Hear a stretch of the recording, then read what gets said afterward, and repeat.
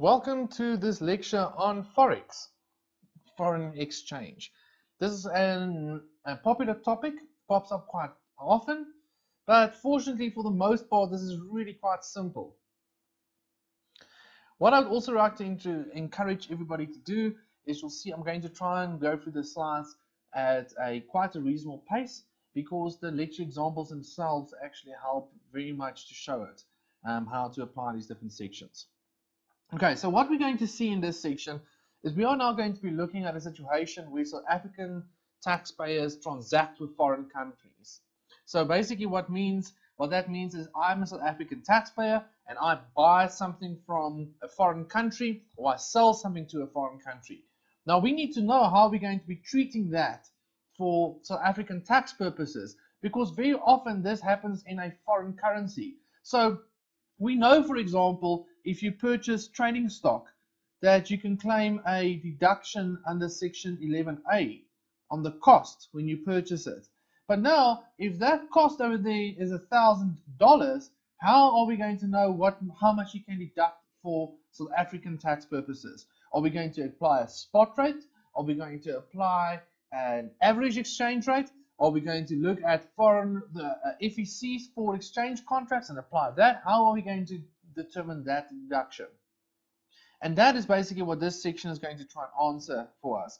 We're also going to see that you can have several foreign gains and losses, and you can calculate foreign gains and losses on items like foreign creditors, on foreign currency, and so forth. So it's very, very important that you understand how these different sections all interact with each other. So what do you need to know?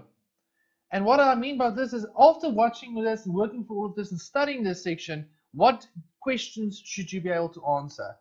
You should be able to say, at what rate will you calculate foreign transactions? You need to understand on what items will you calculate forex gains and losses. And you'll see the answer to that is given to us in section 24I, which tells us that it is exchange items. And I'm going to put it down for now. There are 4 exchange items. There is foreign currency, that is one exchange item, so you will calculate foreign gains and losses on that. There are foreign creditors or debtors, you will calculate forex gains and losses on that. There are FECs for exchange contracts, and then there's something called a foreign currency option contract, but this is extremely rare, okay, and quite challenging. So I would recommend you don't spend too much time on that. And then you need to know at what point and what time do we calculate these forex gains and losses. So in all of these situations, you're going to see they're going to give you a variety of different exchange rates, and you need to know which of those exchange rates to use at all points in time. So the 2 big sections that we're going to start this section of, and which covers majority of these, are section 25D, capital D, and section 24I. Now what you need to see is the section 25D. This is the section that tells you when you buy stock from a foreign country, how much is it for South African tax purposes? When you sell something to a foreign country, how much is it for South African tax purposes? That tells us how to handle that underlying asset, expense, or income. Section 24I, on the other hand, is the section that tells us how to calculate foreign exchange gains and losses. And this will be calculated on these 4 items, which is the 4s we just discussed and noted as being called exchange items. So understand the following. If X Limited buys stock for $100,000 on credit from the USA, I want you to see what happens there. There are 2 situations there. There is the buying of the stock, and that is what section 25D will tell us. That 100,000, how much is that going to be? And then there is the foreign creditor that you have to pay or do something with, and that is what section 24I is going to tell us. So you need to be very careful and understand section 25D does not apply to the foreign creditor, it applies to the underlying transaction, which is buying of the stock. Section 24I does not apply to the stock either, but that applies to the foreign creditor, because that is one of these exchange items that we see over here. So just keep that in mind as you are working through questions as well. So let's start with section 25 capital D. And this is a section that tells us how to translate it. So here we go. It says, subject to subsections 2, 3, and 4, any amount received by or accrued to or expenditure or loss incurred by a person during any year of assessment in any currency other than the currency of the Republic, so in not South African currency, must be translated to the currency of the Republic by applying the spot rate on the date which such amount was incurred. So that's the general rule, and this is by far the most important one. So we use the spot rate.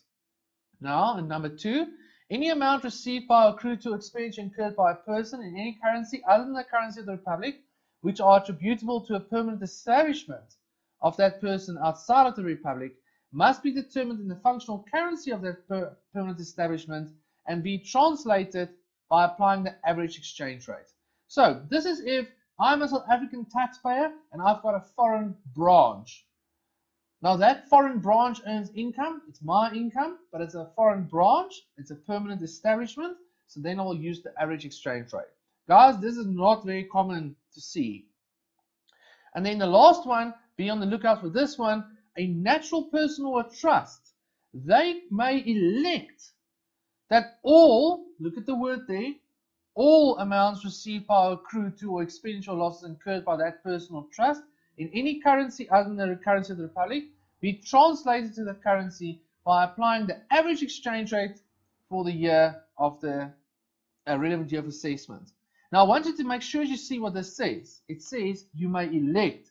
So what they're trying to say there is you usually use the spot rate, but you may elect to use the average exchange rate if you're a natural person or a trust. So what is the rule here? This will always be for companies, number 1, but also natural persons and trusts if they have not elected. Companies can only have this, but natural persons or trusts can choose to have either the spot rate or the average exchange rate.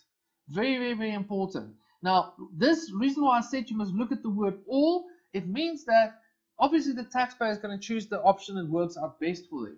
But the taxpayer can't choose that if you're buying from America and you're paying dollars, they can't choose, so let's say you had 2 transactions during the year.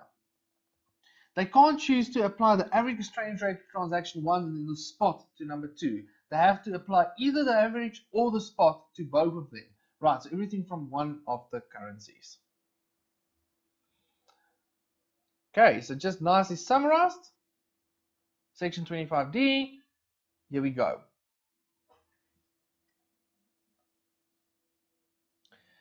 Okay, so please note again, guys, Section 25D does not deal with the foreign exchange gains or losses. It just tells us how to convert foreign amounts into South African rands. Very important also here, once you have now applied the spot rate or the average exchange rate, but mostly the spot rate, you will not change the cost when there's changes in the exchange rate.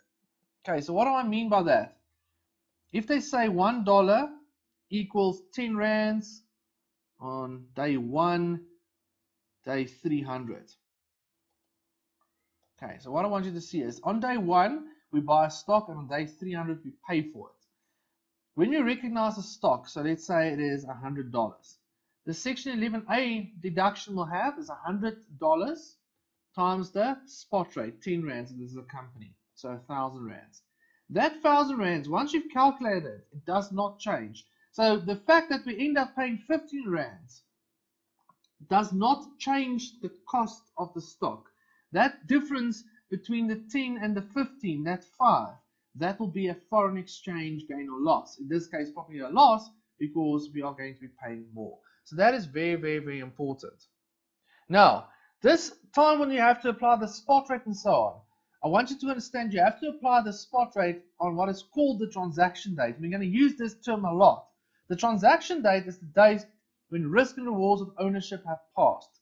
Now, what I want you to understand, if it is loaded free on board or carries insurance freight, both of these, for tax purposes, mean that the transaction date is when the goods were placed on the ship.